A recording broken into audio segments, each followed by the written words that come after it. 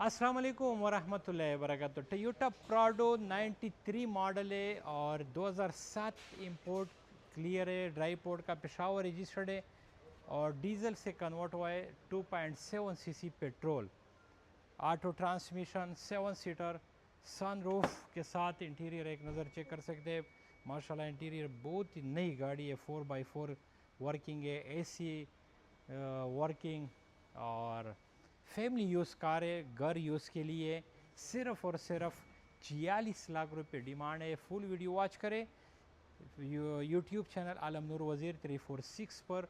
YouTube पर इस वजह से वीडियो आती है, बार बार मैं अक्सर दोस्त फ़ोन कॉल या मैसेज करते कि हमें तस्वीरें और भेज दें इंटीरियर की, बैक साइड की, इंजन की, तो उसमें पर सारी मतलब डिटेल आ जाती है यूट्यूब पे। तो वो वॉच किया करें। अगर फिर भी ज़रूरत पड़ा फिर भी आपको सेंड कर सकते हैं।